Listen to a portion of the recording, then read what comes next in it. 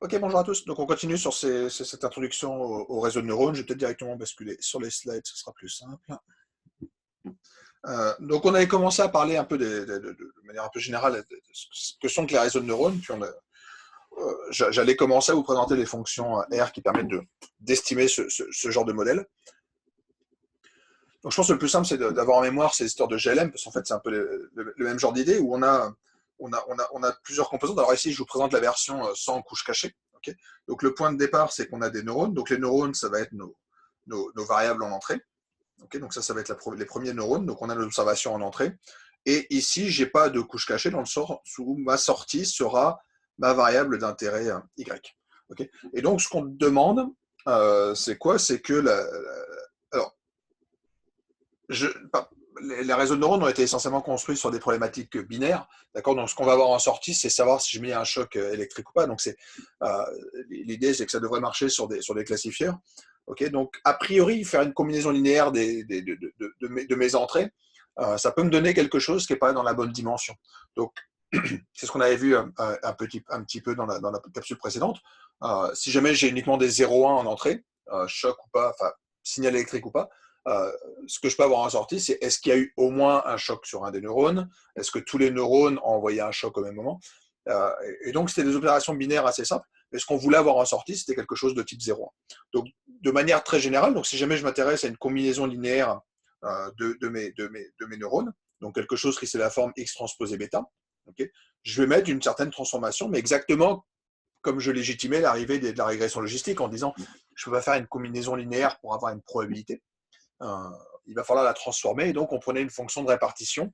Okay, donc cette fonction-là, elle va être une fonction qui part de R et qui va arriver, alors, soit dans l'intervalle 0,1, soit dans l'ensemble 0,1, okay, suivant qu'on veuille un score ou qu'on veuille le classifier directement.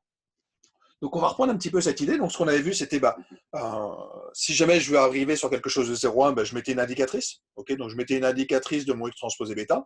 Donc ça, c'est les premiers modèles qui avaient été proposés dans les années 40, mais ce n'est pas très robuste. Et donc avoir une fonction beaucoup plus régulière était plus intéressant. D'où l'arrivée de la fonction sigmoïde, qui est en fait la fonction de la régression logistique. Donc finalement, on était arrivé sur le fait que ce qu'on fait n'est peut-être pas très loin d'une régression logistique.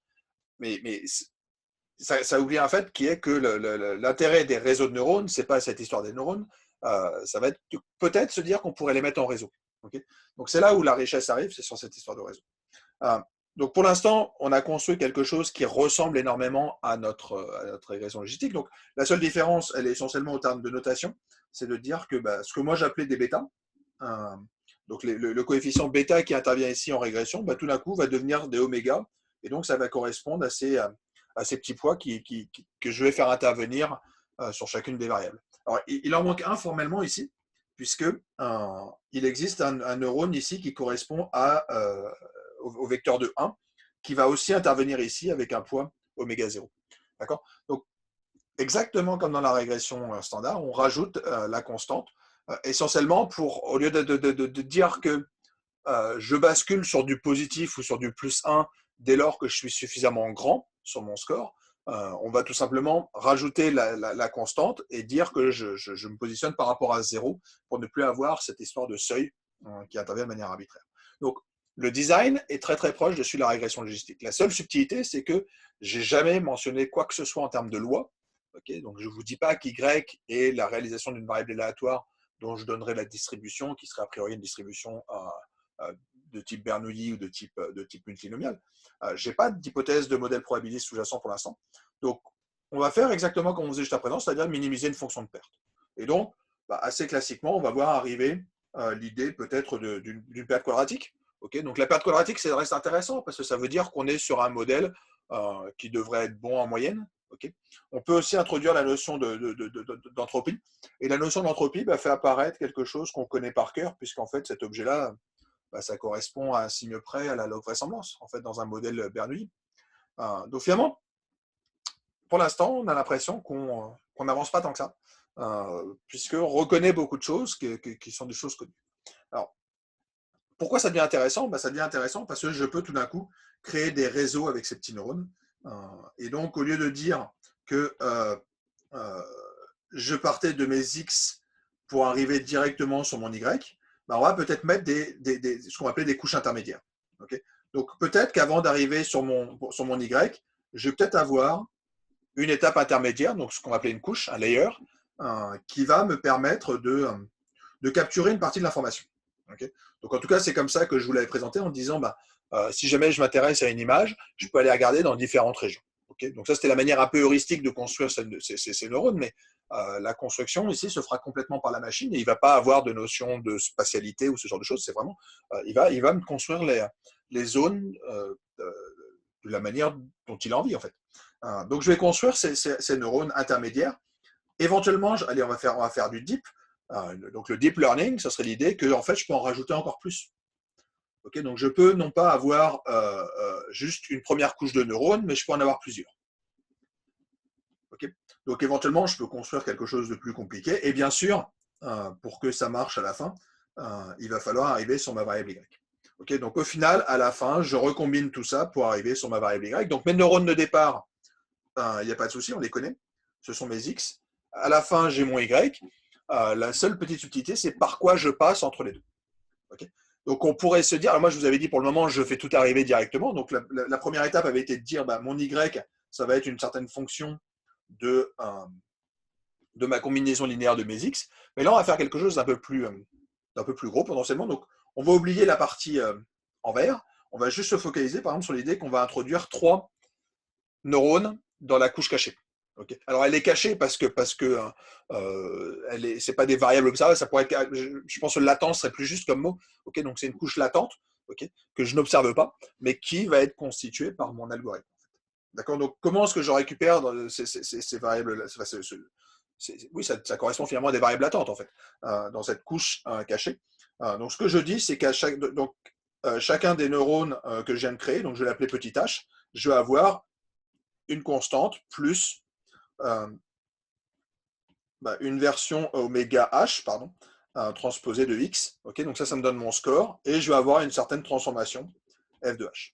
Okay, donc ça, c'est la fonction qui se cache. Encore une fois, il faut voir le neurone comme étant un petit modèle. Okay, donc le petit modèle, c'est ça qui va me renvoyer en sortie. Donc en entrée, j'ai bien mes x qui rentrent dans mon modèle. Donc c'est les variables qui sont en entrée. Je les combine et je les transforme avec la fonction de la dérivation. Et en sortie, je récupère quelque chose. Donc éventuellement, on va appeler ça z. Okay, donc z, ce sera la variable que je récupère en sortie ici. Donc zh, ce sera cette variable-là. Donc en l'occurrence, ici, je vais en créer 3. Okay, donc je vais avoir mon z1, mon z2 et mon z3. Et à la toute fin, donc une fois qu'on a passé cette première couche, on voit arriver la couche finale où on va dire que mon y, ce sera tout d'un coup une fonction. Et là encore, on va faire la même chose. Je reviens à ma construction de départ. J'ai des neurones en entrée, pardon. Donc mes neurones en entrée, au lieu des x, ça devient des z. Et donc je récupère un oméga 0 plus oméga transposé z, okay, qui va me permettre de combiner tout ça. Donc c'est ce qui se cache dans cette... Alors je vais l'effacer un tout petit peu pour qu'on puisse voir la formule, mais c'est ce qui se cache dans cette formule-là. Okay, donc ce que je récupère en sortie, donc ce p de x, ça va être une transformée, donc qui est la fonction qui va se cacher ici, donc qui me permet de passer de mes 3 neurones à ma sortie. Okay, donc j'ai ma fonction, j'ai mon premier poids, j'ai mes autres fonctions de poids, et ce que j'ai en entrée, c'est des z, et chacun des z va être vu comme une somme de ces fonctions. Okay, ça y est, on a notre modèle. Donc une fois qu'on a le modèle, alors je vais utiliser une formule un petit peu présomptueuse, mais on a juste à faire de l'optimisation. Voilà. Donc on va juste chercher un poids. Alors cette fois-ci, le poids devient potentiellement plus important. C'est que quand j'avais mes 7 variables dans mon modèle sur mes données myocarde, j'avais juste 7 paramètres à estimer. Okay, alors ici, on ne parle plus d'estimation parce qu'on n'est pas sur un problème de stats. On a des paramètres à trouver, à optimiser. Et là, j'en ai combien? J'en ai peut-être quand même un petit peu plus. C'est que pour chacun des neurones, je vais avoir, au départ, je vais avoir 7 coefficients potentiels, enfin plus 1 passer la constante. Donc j'en ai 8 fois 3, 24. Okay, donc j'ai 24 coefficients pour arriver dans cette première couche. Et pour en sortir, je vais récupérer ma constante et mes 3 paramètres. Donc j'en rajoute 4. Okay, donc on arrive à un modèle avec 28 paramètres, okay, alors qu'une régression logistique n'en avait que 8. Donc on est quand même passé en dimension quand même pas mal plus grande, puisqu'au lieu d'en avoir 8, je passe à 28, donc j'en ai quand même 20 de plus. C'est presque triplé le nombre, enfin c'est plus que triplé le nombre de paramètres. Donc la moindre des choses, ça serait de prédire mieux que la régression logistique. Et a priori, ça devrait faire mieux. Pourquoi? Parce qu'en fait, si jamais je m'intéresse à des fonctions sigmoïdes comme fonction d'activation, okay, la fonction logistique, la régression logistique, elle est incluse en fait dans ce modèle. Okay, il y a la petite subtilité du fait qu'on n'a pas forcément la même méthode d'inférence, mais le modèle tel qu'il est là, il est le même. Donc, même si jamais je n'optimise pas la même fonction, ma régression logistique, elle est incluse dedans. Ce serait le cas où j'ai juste un neurone. Donc, si jamais il décide, l'algorithme décide de faire partir de là, d'arriver uniquement dans ce neurone et de ressortir direct sur ma variable y et de ne pas utiliser les autres neurones, il a construit la régression logistique. Donc forcément, je devrais avoir mieux parce que j'ai un surmodèle par rapport à ma régression logistique. D'accord? Donc, voilà l'idée des réseaux de neurones, c'est vraiment cette idée de couche cachée avec une architecture qui va me permettre, a priori, d'avoir un modèle qui sera plus riche que les modèles qu'on faisait jusqu'à présent. D'accord? Tout simplement en créant des nouvelles variables latentes qui, une fois recombinées, me permettent d'arriver sur ma variable d'intérêt. Alors, pour mettre en œuvre ça sous R, alors, il y a un moment, je vais le coder à la main quand même, parce qu'encore une fois, je trouve que la meilleure méthode pour comprendre un algorithme, c'est de le coder soi-même. Donc, je vais quand même le coder. Et en l'occurrence, on verra que ça marche un petit peu mieux pour des raisons, enfin, si je commence à comprendre un peu mieux pourquoi ça ne marchait pas, mais qui marchent un petit peu mieux que les fonctions de base de R. Donc, je vais utiliser ici deux packages, donc enfin, même trois. J'utilise essentiellement NNNet pour faire des réseaux de neurones. C'est celui qui est utilisé dans Caret. Je n'ai pas parlé spécifiquement de Caret. Caret est un package intéressant parce que c'est un algorithme, enfin, c'est un package qui permet d'aller utiliser différents algorithmes. Donc, qui va utiliser GBM pour faire du boosting, qui va utiliser Random Forest, qui va utiliser NNNet. Donc, ça permet d'avoir une espèce d'approche centralisée des méthodes. Okay, donc, vous avez juste un package qui va aller chercher toutes les autres. Bon, moi, je vais plutôt travailler sur les modèles à la source. Donc, on va plutôt utiliser NNNet. Neural Net Tools permet de faire des graphes. Donc, je reviendrai un petit peu sur les graphes après parce que l'idée, c'est quand même de voir à un moment l'architecture de notre réseau de neurones. Okay. Donc, je vais juste vous montrer sur ma base myocarde. Et en particulier, donc, je vais utiliser deux fonctions. Donc, sur NNet, on a une fonction qui permet de faire un plot, donc qui permet de visualiser le réseau de neurones. Et j'ai la même chose aussi sur la fonction, sur le package NeuralNet, où on peut faire directement un plot et il vous renvoie les graphiques de droite. Donc, on voit les architectures de nos réseaux. Hein. J'ai construit les mêmes réseaux. Alors, petite subtilité, alors, oui, point important. Dans la plupart des réseaux de neurones, les variables x en entrée sont comme historiquement des variables dans 0,1. Okay. Donc, les variables xj doivent être des données dans 0,1. Alors, on ne va pas les normaliser comme on pourrait faire en statistique en se disant éventuellement je vais prendre la fonction, je vais prendre peut-être une fonction de répartition, je vais faire une transformation probit pour me ramener dans 0,1, ce genre de choses. On va se contenter de faire une transformation linéaire, tout simplement avec cette petite fonction-là. Je vais changer de couleur pour qu'on la voit bien. Où je vais prendre x, oui, c'est ça, x moins le minimum divisé par le maximum moins le minimum. Okay. Donc ça vous permet de transformer toutes vos données, toutes vos variables explicatives, en tout cas, dans l'intervalle 0. D'accord. Donc ça, c'est quelque chose qui sera toujours fait, essentiellement parce que toutes nos fonctions restent dans 0,1. Voilà, ça ne change pas grand-chose, encore une fois, c'est une transformation linéaire, donc ce n'est pas bien méchant. La seule petite subtilité, ce serait si jamais vous commencez à faire une base d'apprentissage et une base de test, dès que vous changez votre base d'apprentissage, dans ces cas-là, votre fonction mix va changer, puisque avec cette fonction-là, vous allez toujours atteindre 0 et 1, mais vous n'atteignez pas forcément au même endroit. Donc forcément, dès que vous avez deux bases d'apprentissage qui sont différentes, vous aurez dès le départ des données différentes, et donc a priori, la sortie sera différente. Donc il y a cette petite subtilité qui est un peu pénible. Mais voilà, c'est comme ça que ça fonctionne. Donc la fonction, encore une fois, c'est des fonctions R classiques, donc la syntaxe sera à peu près toujours la même. Donc j'ai cette fonction nnet, et ensuite j'ai ma formule, donc classiquement un y tilde x1 plus x2, par exemple, si je veux régresser sur x1 et x2. Et ensuite j'introduis la taille. Alors nnet est une fonction, ce qu'on appelle single layer, dans le sens où je peux juste avoir une couche entre mes x et mes y. Okay. Donc j'ai le droit juste d'avoir une couche qui se cache ici. Et la taille, c'est combien est-ce que je veux de neurones ici. Donc en l'occurrence, je lui dis que j'en veux 3. Okay. Donc, dans tous les modèles, l'architecture, c'est l'utilisateur qui la fixe. Okay. L'idée des réseaux de neurones, c'est pas de vous construire la structure neuronale optimale, en tout cas les fonctions qu'on a sous R, c'est plutôt que vous lui donnez une architecture et il va vous trouver l'estimateur, les poids optimaux associés à cette architecture, en fait. D'accord. Donc ici, je lui demande d'en avoir 3. Et il me sort donc la sortie qui est là. Donc on retrouve ce qu'on a tweeté hein, sur la construction de notre modèle. Donc j'ai mes 3 neurones qui sont ici. En entrée, alors il y a juste une toute petite idée, j'ai mes 7 variables, mais j'ai aussi la constante. Okay, donc il ne faut pas oublier cette constante qui va toujours apparaître de manière un petit peu exotique à l'extérieur. Donc j'ai la construction de ces fonctions-là. Donc on va arriver tous les traits. Donc ça va être des graphes complets. Hein. Donc je vais à chaque fois associer, je vais avoir tous les traits possibles. Il va me trouver les poids optimaux. Alors ici, en l'occurrence, il vous met des traits un peu épais quand les poids sont importants. Voilà. Donc il ne vous rend pas les valeurs, contrairement au graphe d'en dessous, où j'ai vraiment les valeurs qui sont indiquées dessus. Donc ça, c'est pour passer de mes X à mes couches cachées, à ma couche cachée. Et ensuite, j'ai la même chose en sortie, avec tout simplement mes trois poids, et je rajoute ma constante ici. D'accord. Donc l'architecture, elle ressemble à ce que j'ai fait dans mes dessins. On part des X à gauche, on a nos couches intermédiaires au centre, on a notre sortie, et entre tous ces neurones, on a des connexions qui correspondent à des poids, tout simplement.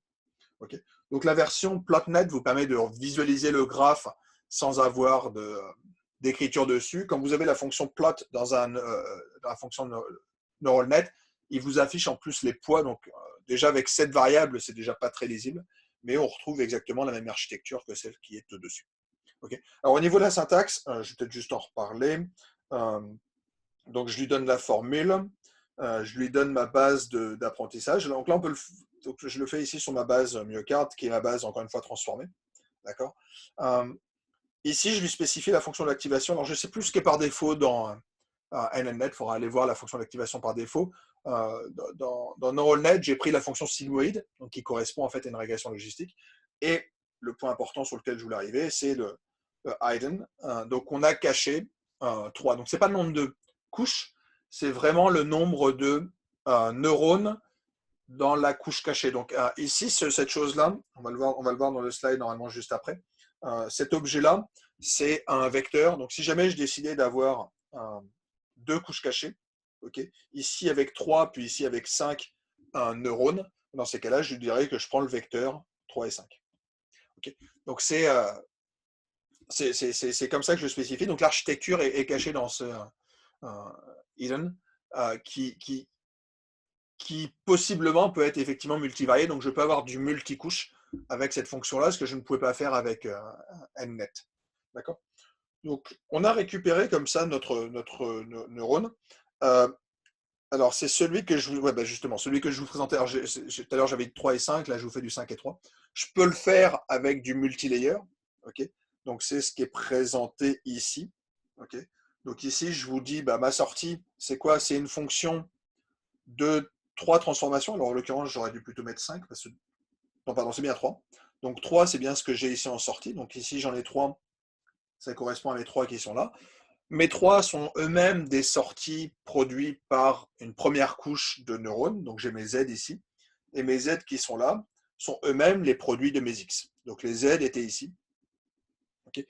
Donc on a cette architecture qui commence à devenir un petit peu plus tordue, mais c'est pas très très grave. Encore une fois, on comprend un petit peu ce qui se passe.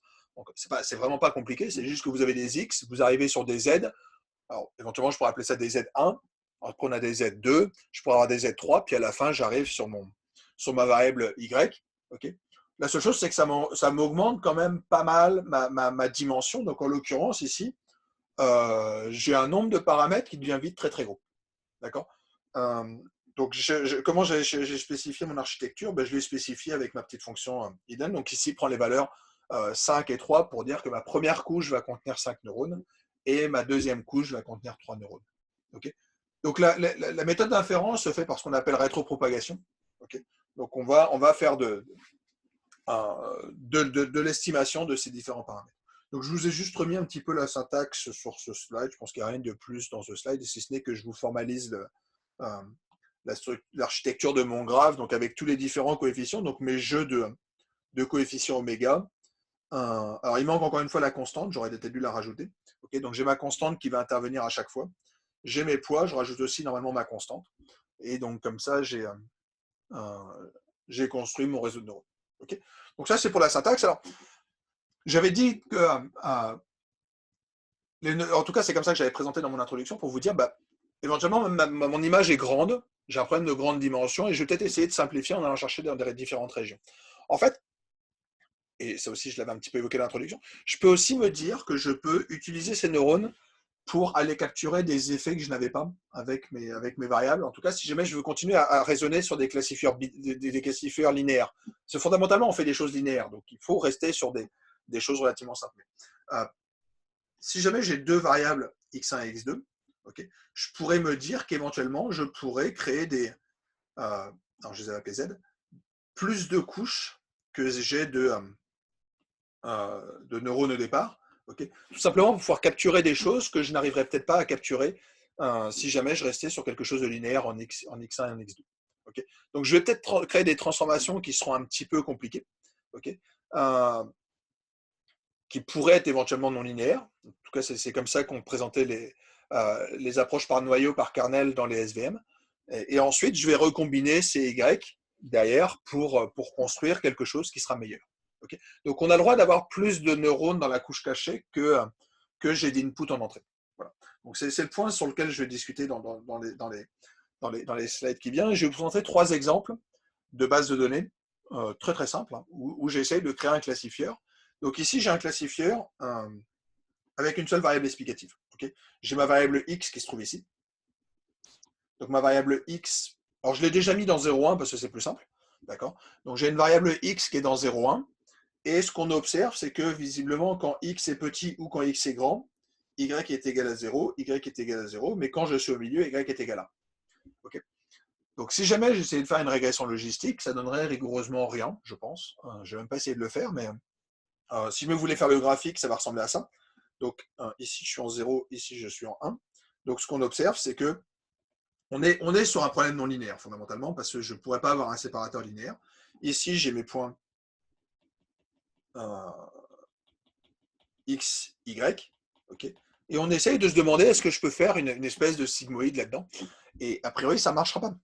Ça ne marchera pas parce que je suis trop petit. Okay, donc peut-être qu'on pourrait se dire, si jamais je commençais à avoir plus de neurones, peut-être que je pourrais capturer cette non-linéarité. Donc l'idée va être de dire, ok, j'avais ici un x, j'arrive sur un y en sortie. Okay, pourquoi pas tenter une couche intermédiaire entre les deux, dans lesquelles j'aurai 2 neurones. Okay, donc ça pourrait paraître en tout cas relativement intéressant. Pardon, ça s'appelle toujours mes z, z1 et z2. Donc au lieu de passer directement de x à y, je vais passer par ces couches intermédiaires. Donc c'est un petit peu ce que je fais ici. Okay, alors pour le visualiser, j'ai voulu aller voir ce qui se cachait dans mes neurones. Okay, donc qu'est-ce que je fais? Je fais mon inférence. Donc je dis, donc j'ai ma fonction sigmoïde. Donc je fais du nnet. Okay, donc je lui dis un size égale 2, parce que je veux créer 2 neurones dans ma couche cachée. Okay, je vais lui demander de me faire le graphique. Et surtout, je vais aller capturer mes prévisions. D'accord. Alors je les ai appelés x, c'est pas forcément très malin, ça devrait s'appeler z1 et z2. Okay, où je lui dis, je vais juste aller chercher un x. Alors je mets ma colonne de 1 et de mon x, parce qu'encore une fois, quand je dis que j'ai qu'un neurone, en fait j'en ai 2 parce que j'ai aussi ma constante.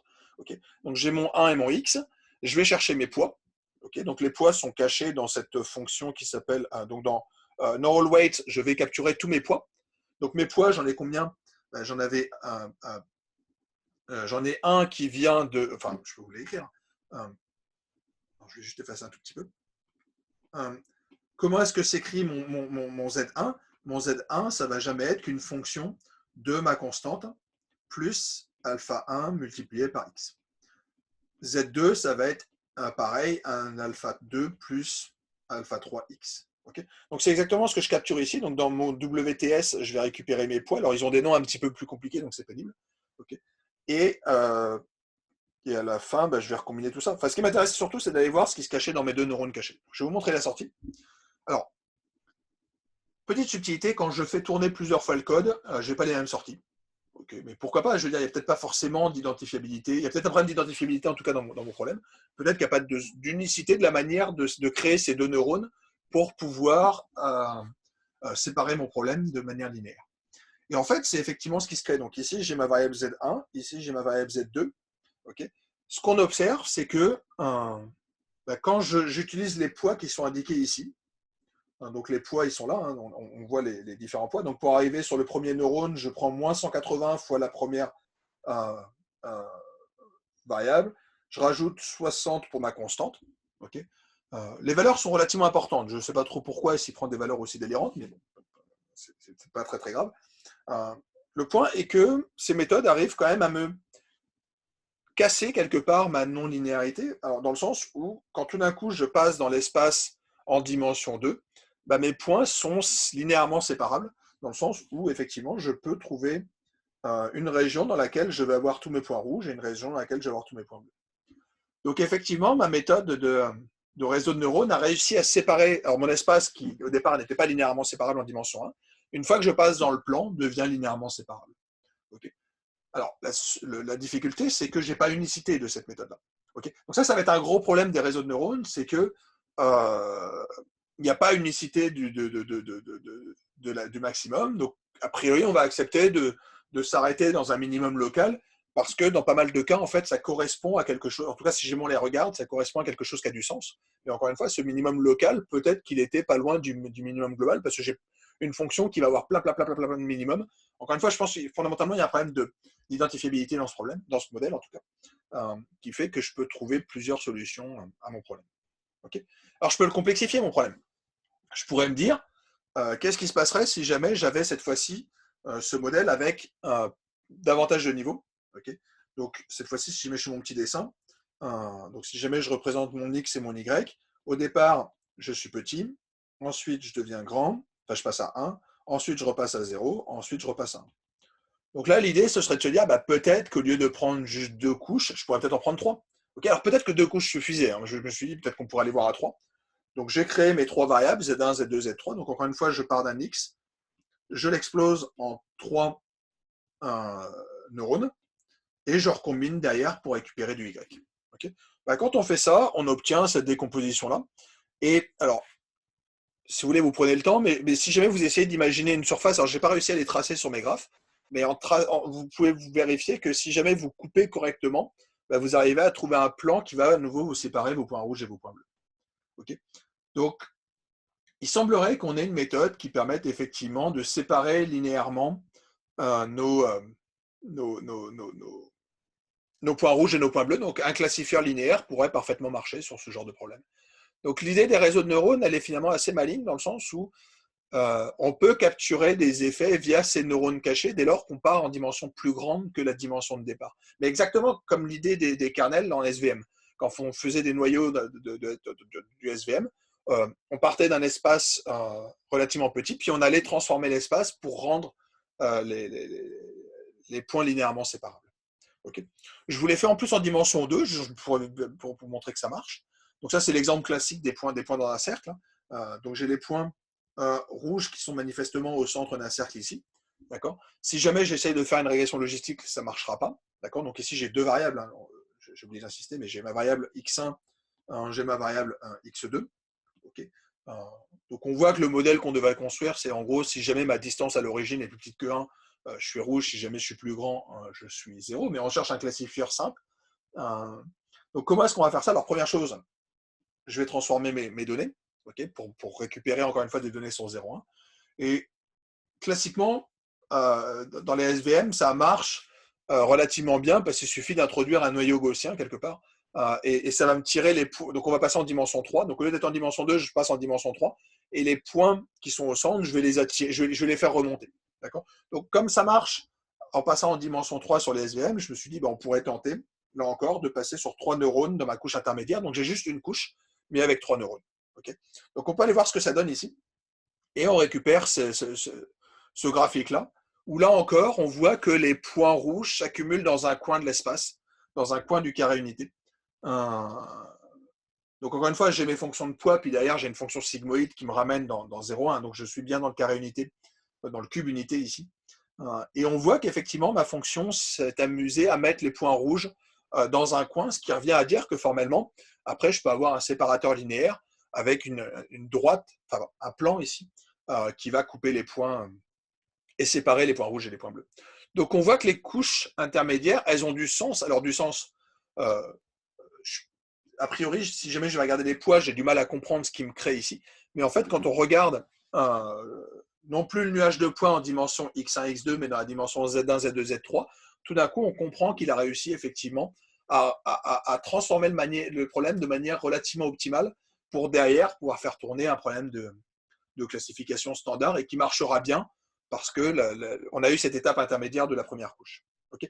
Donc la grande difficulté, c'est que les fonctions qu'on manipule, et encore une fois, quand je faisais juste une régression avec 0 couche, que je passais de mes x à mes y, il y a une fonction sigmoïde, j'ai en gros une régression logistique, et ça, il n'y a pas de souci, ça va me donner des fonctions qui sont convexes. Donc les problèmes d'optimisation marchent bien, j'ai un seul optimum et je vais le trouver. Quand on commence à avoir plusieurs couches, il n'y a pas unicité du problème, tout simplement, il suffit de dire je permute mes deux couches.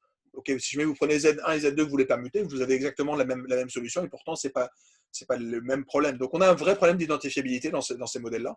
On a des fonctions qui ne sont pas du tout convexes et donc, en faisant tourner différents algorithmes, enfin, de plusieurs fois l'algorithme, on va tomber sur des optimums, sur des valeurs différentes.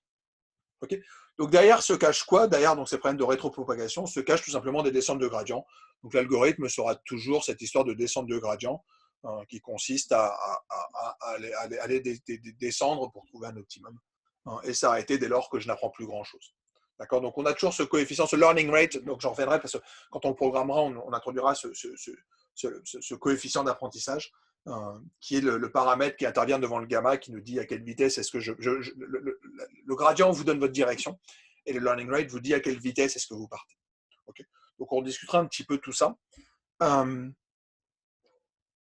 Je vais peut-être m'arrêter ici, faire une petite pause. Ensuite, on va attaquer un autre problème du même genre que celui qu'on avait auparavant, mais plutôt interpréter les sorties et comparer un réseau de neurones avec différentes méthodes, et en particulier un random forest, un boosting, et voir effectivement comment se comporte notre réseau de neurones par rapport à ces autres algorithmes qu'on vient de voir jusqu'à présent, dans un contexte un peu particulier, qui sont des données sous forme de spirale, que je vais vous présenter dans la prochaine capsule.